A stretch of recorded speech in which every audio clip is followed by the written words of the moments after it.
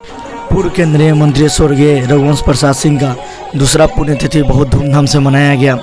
इस कार्यक्रम में शिरकत करने पहुंचे पूर्व मुख्यमंत्री जीतन राम मांझी।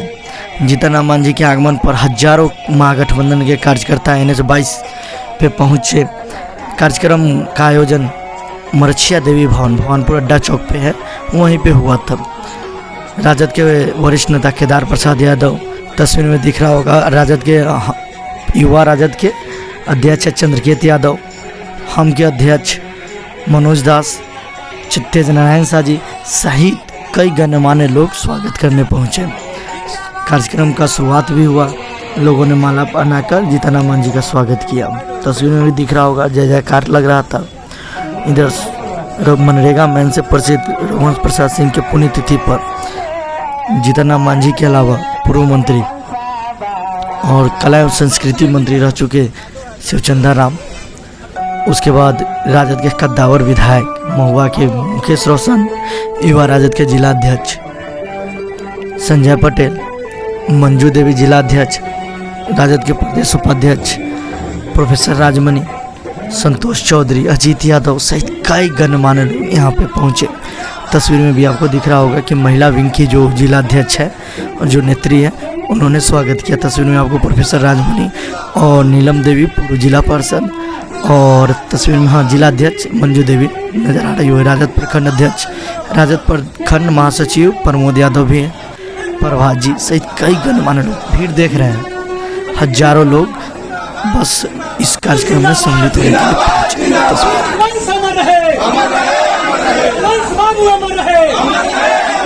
जब तक सूरज चांद रहेगा, जब तक सूरज चांद रहेगा, बाबू अमर है। बाबू जिंदाबाद, जिंदाबाद,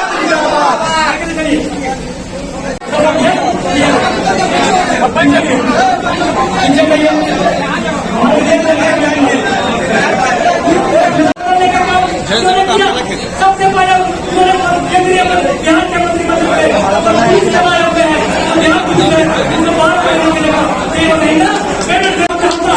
कि आज आप लोग जानते होंगे कि यहाँ के पुलिस 24 घंटे काम करते हैं, लेकिन हमारे जिक्र बाबू समझे कि गरीब वास्तव में पुलिस गरीब होता है, उनको 24 घंटे खर्चा है तो वेतन नहीं दिया जाता है। तो इन्होंने 12 महीने के ऊपर एक महीने खत्म ऐतिहासिक फैसला किया जब पूरे भारत में कोई राज नहीं किया, सिर्फ बिहार का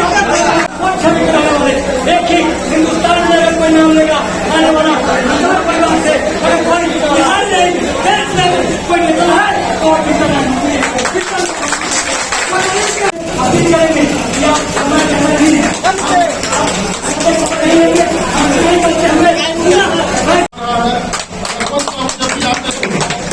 भगवानपुर अड्डा चौक पर रुक करके चाय जरूर पीते थे और यहाँ पर मकई का बाल जो है पहले तो खाया करते हैं और उनको मकई का जो है बाल बहुत पसंद था। दाल कभी कभी गिलास में पीते थे, भोज में जाते थे, खाना नहीं रघुवंश तरीके से देहाती खाना करते थे।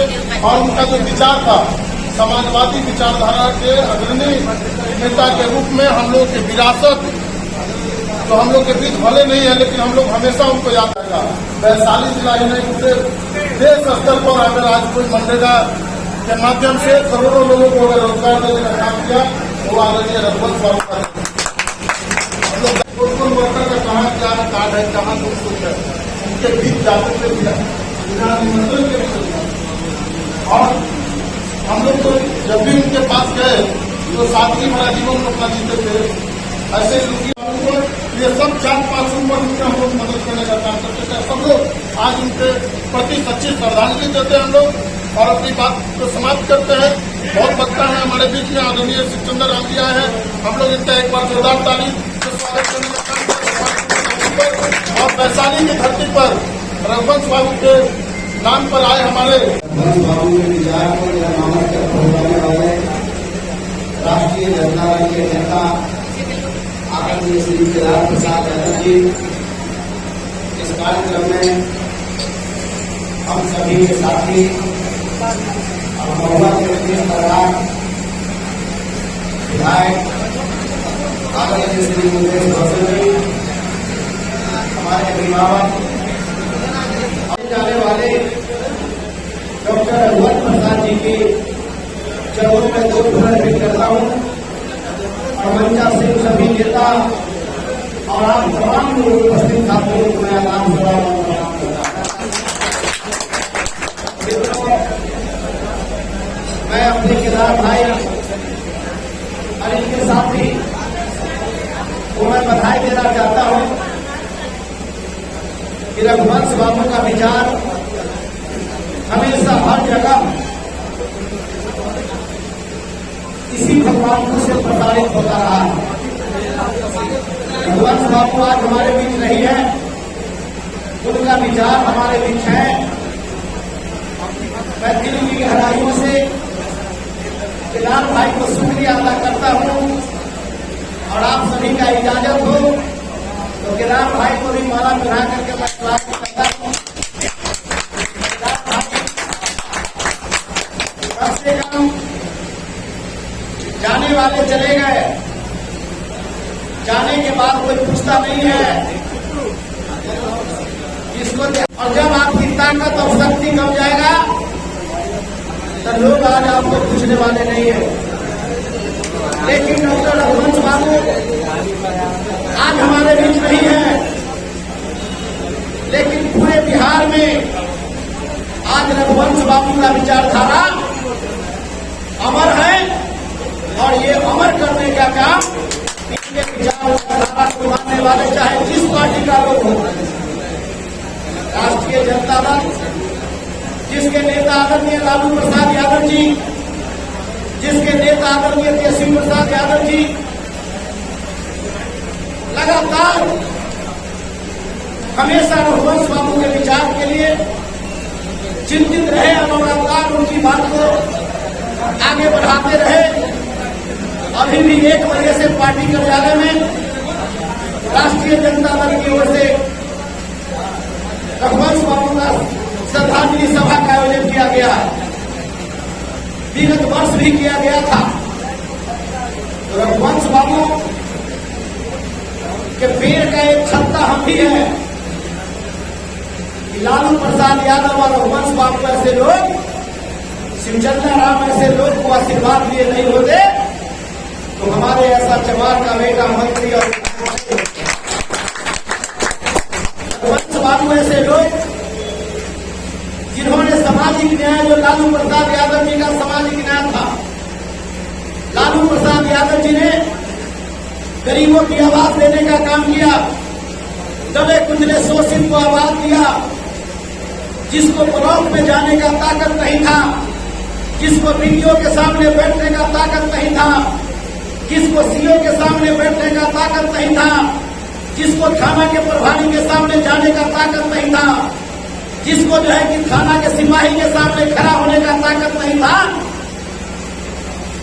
वैसे लोगों को ताकत देकर और गोली लेकर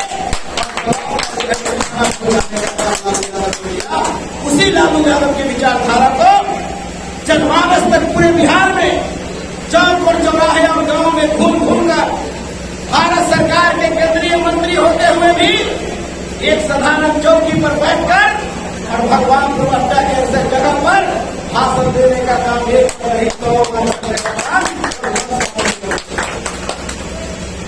हमेशा इस विचारधारा बनने पड़े नहीं। सबसे पहली बार रघुवंश बाबू से दिल्ली में सवाल किया था एक पत्रकार कि सर आप लालू जी को समझाइए, लालू प्रसाद यादव जी ये जो है चरवाहा विद्यालय क्यों खोल रहे हैं? हिंदुस्तान में पहला नेता रघुवंश बाबू हुए ये चरवाहा विद्यालय का निर्देशन इस ढंग से समझा दिया, उस पत्रकार को पैर छूकर प्रदान करना पड़ा कि आपने इसका क्या ये चरवाहा विद्यालय का क्या मेमो है और क्या इसकी किस उद्देश्य से इसको किया गया। बोल देता है कोई भी, कोई आदमी बोल करके कह देता है कि चरवाहा विद्यालय लाठी रैली, अरे इसके महत्व को तो समझिए। मंच पर बैठे हैं हमारे चिंतन राम मांझी साहब, हमारे अभिभावक हैं, हमारे नेता हैं, इनके विचारधारा हमेशा चाहे जिस पद पर रहे हैं इनका विचारधारा हमेशा जाता रहा है। लेकिन मेरे भाइयों, इस देश में जिस तरह का फौलादी बातें चल रही हैं, जिस तरीका से हिंदुस्तान और पाकिस्तान की बात की जा रही है, जिस तरह से हिंदू और मुस्लिम की बात की जा रही है, जिस तरह से बाबा साहब का दिया हुआ संविधान इसको जलाने की बात की जा रही है, वैसे लोगों से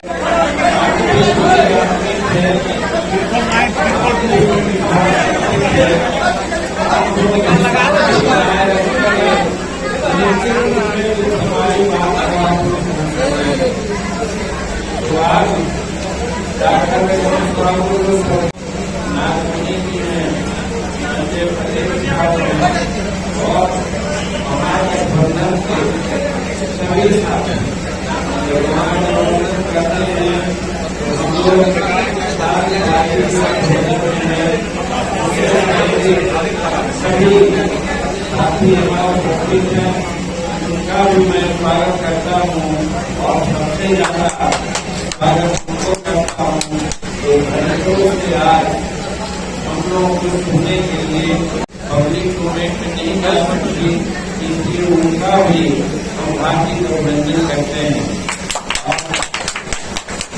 हम कहें उसके पहले तो आप बोलना चाहते हैं। सबसे पहली बात तो यह है कि डॉक्टर रघुवंश बाबू हम लोगों के बाद नजदीकी मित्र में रहे हैं, आज नहीं है तो लगता है कि हम लोगों का एक साथी जो परामर्श देने वाला और किसी प्रकार से आगे बढ़ने कदम उठाने के लिए करने वाला दोस्त नहीं रहा, उनको हम श्रद्धांजलि अर्पित करते हैं। उनके चरणों में हम बैठक पुष्प अर्पित करते हैं और भगवान से बना समाज के सभी लोगों पर बड़े इसके लिए वो टीका रहे थे और हम लोगों को दर्शन दे गए हैं। और दूसरी बात ये कहना चाहते हैं, भाई हमारे जनता ने हमारे रास्ता को बड़ा आसान कर दिया है। बहुत सी बातें बोलकर जोड़ते थे और वो भी उठते थे, लेकिन उन बातों की चर्चा हम करते थे, लेकिन रघुवंश बाबू उससे भी आगे जाकर के कुछ बात करते थे और हम लोगों को बतलाते थे कि ऐसे ऐसे होता है। कहने का कारण ये है कि रघुवंश बाबू अपने आप में जन्मजात समाजवादी थे और गरीबों के लिए क्या होना चाहिए सबको समझते थे। यही कारण है कि जब केंद्र मंत्री हुए तो आज मनरेगा के रूप में माना जाता है कि मनरेगा के जनक कौन थे, तो बाबू रघुवंश बाबू थे। रघुवंश बाबू एक आदमी नहीं थे, एक विचार थे, विचारधारा थे और उसी को आज आगे बढ़ाने की जरूरत है। आज सही बात है कि हम लोग यहाँ पर हैं, लेकिन रघुवंश बाबू जिन विचारों को लेकर के जिंदा रहे, उन विचारों को आगे बढ़ाने की बड़ी आवश्यकता है। आज वैसा नहीं हो पा रहा है, तो आज रघुवंश बाबू के चरणों में हम सबसे पहले ये करते हैं, अपना वचन को अपने वचन को अर्पित करते हैं और भगवान से प्रार्थना करते हैं। देखिए भाइयों, बात तो सही है कि बड़े लोग होते हैं, बड़ों की हम जयंती या बड़ों का तिथि मनाते हैं, लेकिन बात ऐसी होती है कि हम उनकी बातों पर चलते नहीं हैं, उनकी बातों को हम देखते नहीं हैं। आज लालू जी की बात हो या और महापुरुषों की बात हो, जो वो कर गए और जो कर रहे हैं उसका अनुसरण हम लोग आज नहीं करते हैं, और यही कारण है कि हम लोग आज पीछे हैं।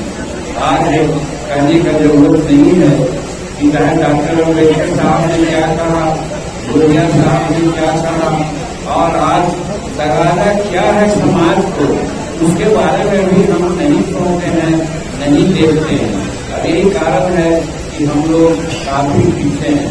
अभी अभी हम आ रहे थे तो हमको बताया गया कि वैशाली जिला में बहुत लोगों को इंदिरा आवास मिला है, चाहे वो राष्ट्रीय इंदिरा आवास हो या बिहार का इंदिरा आवास हो। लेकिन कब्जा शायद 5% लोगों का है। ऐसा क्यों? क्या रघुवंश बाबू नहीं चाहते थे कि उन पर कब्जा मिले? और अगर चाहते थे तो रघुवंश बाबू के चाहने वाले नेता जैसे हम हैं और लोग हैं, तो उन लोगों का क्या कहेंगे आप? देखिए, ये एक राष्ट्रीय मुद्दा है और इस राष्ट्रीय मुद्दा पर जो बिहार सरकार ने नीति अपनाई है वो कोई गलत नीति नहीं है और जानबूझ करके समाज को बांटने के लिए या समाज में अनेक प्रकार की बात करने के लिए जो भारत सरकार कर रही है वो उचित नहीं है। हम बिहार सरकार के स्टैंड को हम समर्थन देते हैं। दूसरा है कि जनता में नाबालिग से गैंगरेप हुआ था, उस मामले में विजय सिन्हा जो विपक्ष के नेता हुआ थे उन्होंने सरकार की कानून व्यवस्था पर सवाल उठाया, कहा कि गुंडा के राज आ गया है बिहार में।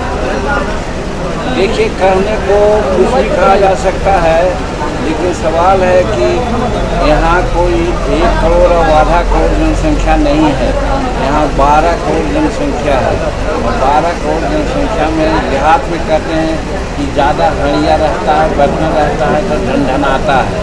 उसी प्रकार से आज इतनी बड़ी जनसंख्या है, कुछ न कुछ बातें होती रहती है, लेकिन देखना चाहिए कि जो घटनाएं घटी उस पर सरकार ने क्या एक्शन लिया।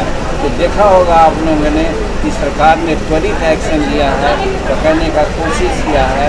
सिर्फ वहाँ ही नहीं, जहाँ भी घटना घटती है, आज हमारे गया में भी इसी प्रकार की बात हुई थी, 24 घंटा में कल्प्रिट को पकड़ कर लाया गया। तो ये सब काम है, बिहार सरकार काम कर रही है, घटना घटाने वाले लोग लगे हुए हैं, कुछ साजिशतन भी लगा सकते हैं, पॉलिटिकल भी कुछ बातें ऐसी हो सकती है, बदनाम करने के लिए भी लोग ऐसा कर सकते हैं, लेकिन बिहार सरकार नीतीश जी के नेतृत्व में बहुत सचेत है और हर तरह से एक्शन लेने को तैयार है।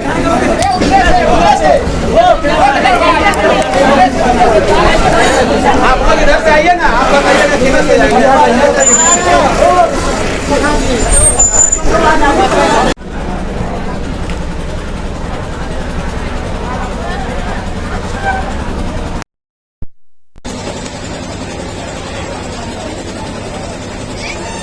जिंदाबाद जिंदाबाद जिंदाबाद मांझी जिंदाबाद जिंदाबाद जिंदाबाद मांझी जिंदाबाद